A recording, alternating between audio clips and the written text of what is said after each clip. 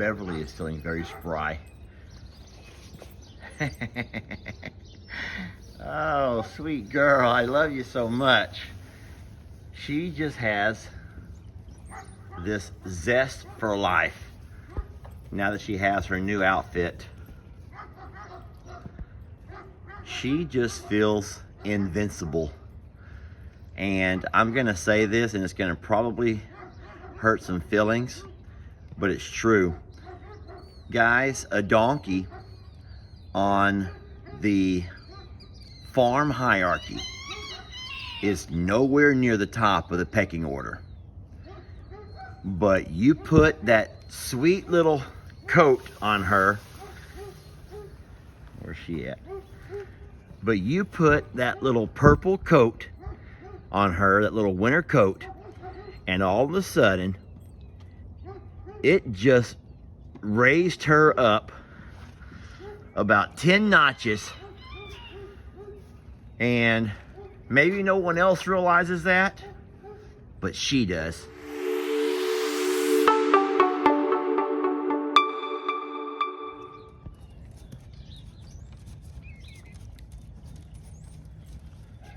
This morning, Beverly is trying to show off a little bit. Yeah, she's feeling pretty. Her and Mommy are all done up in their new winter coats. And, okay, Ivy, no one's trying. Boy, Ivy does not want to let anyone else have any attention. Okay, hope you're happy, Ivy. Boy, she just cut you right off, Beverly. Beverly is just feeling really frisky. It's a cold morning. You can see the frost across the ground, but it is just a frost. We had a heavy frost last night. Yeah, most of our babies have their little winter coats. We got a few that fit a little tight. Yeah, that's a little bit, that would be how Daddy feels right there when I put on some of my clothes after a long, almost year pandemic of being quarantined inside. But I tell you what, these girls look good. You girls look good. That's awesome. I threw out some alfalfa cubes. And Santana, I'm sorry no one bought you a coat, love. But you know what? There's no one who'd be able to put it on you anyway. Oh boy. So this kind of reminds me of something that happened when I was much younger. It's a memory that's going to take us all the way back to when I was in middle school. So there was a very popular shoe, a shoe brand at that time, and they were called British Knights, and BKs for short. I'll see if I can find a picture of them. I don't even think they're around anymore, but I'll tell you what, they were expensive. And our family did not have money for stuff like that. And so all the cool kids wore British Knights. And if you did not have British Knights, you just felt like you were second rate, like second class. And that's horrible, I know. And it's foolish, I know.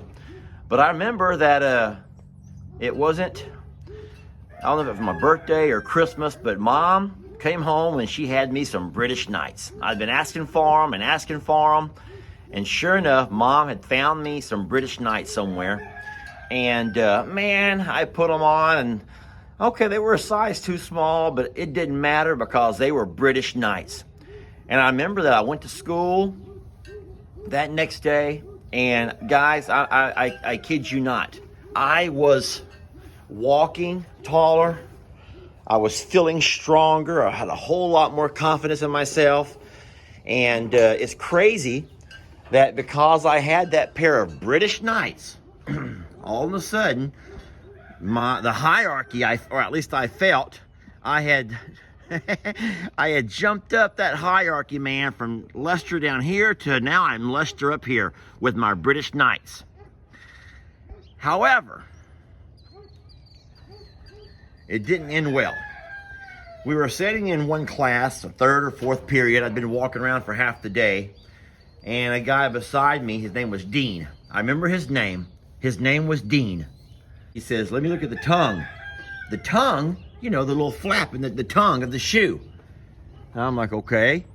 And I show him the tongue, and he says, you know, those aren't real. And all of a sudden, I'm like, what?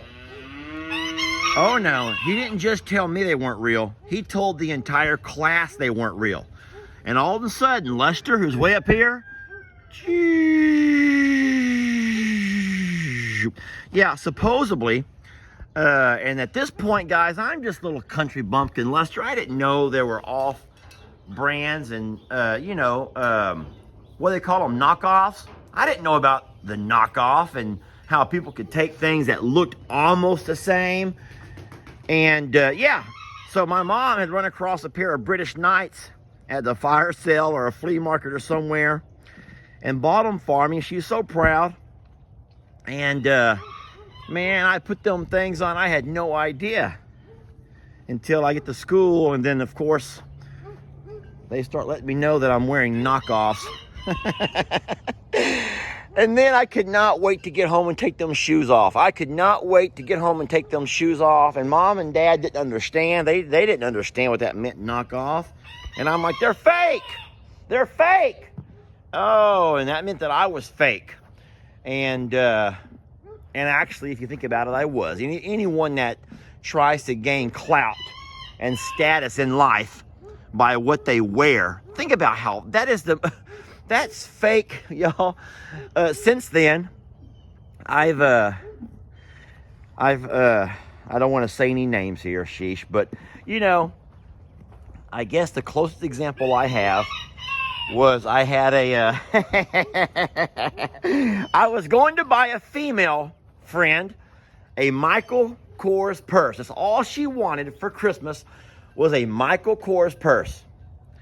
And instead of me going over there to Macy's where those things were running like several $100s, listen to me. Listen, I could not imagine paying hundreds of dollars for a woman's purse because I don't have that kind of money. And so I go on to Craigslist and I find one for 80 bucks. Now, I had already long forgotten about what they knockoffs. That was when I was a child. I'd forgotten that story about knockoffs and whatnot. So, and I'm thinking that's just something that kids recognize. That's just something that little kids recognize. Adults don't recognize stuff like that, right? So I buy this particular female a Michael Kors purse, okay? It looks the same to me. And, however, when I delivered that gift, man, she knew almost immediately that that was not a Michael Kors. And she knew it. This is gonna freak you out, folks. She knew it from the stitching. The stitching. You know how you have things that are sewn together and they have different kinds of stitching? Well, supposedly a Michael Kors have particular double stitching, and this other brand only had a little single stitching. Oh my God, I tell you what. She told me. She told me it wasn't real. And I could have whacked myself across the head and said, Lester, I should have known. You can't find those kind of products that are costing several $100s in the mall, and then you run across them somewhere on Marketplace or Craigslist or somewhere else for just a fraction of that price. So yeah, guess what? She wouldn't take that purse. And we had issues from that day on. And I'll tell you what, this is sweet and it's also sad. But my mom took that purse and loved it because my mom did not care that it only had single stitching.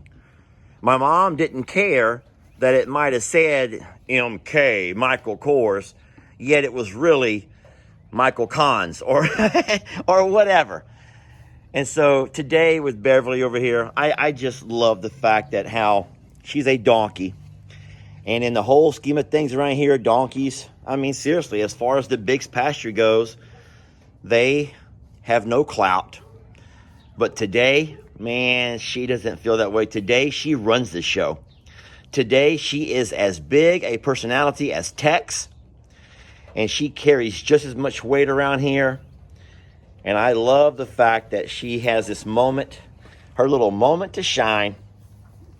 And so I want to thank, look at her. She's like, move it, Nate. She's perfect.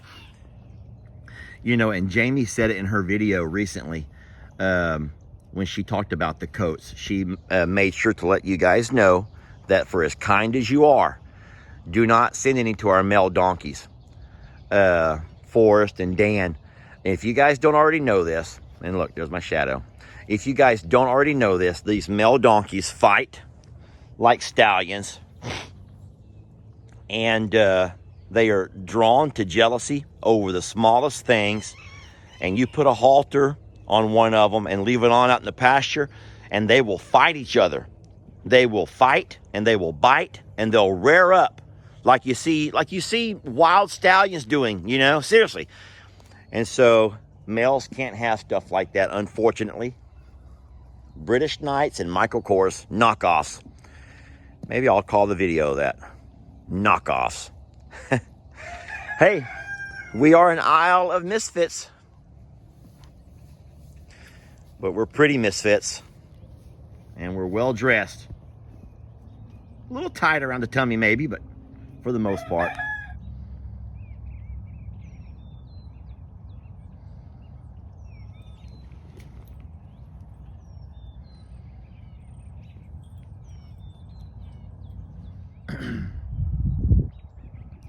Mommy and me.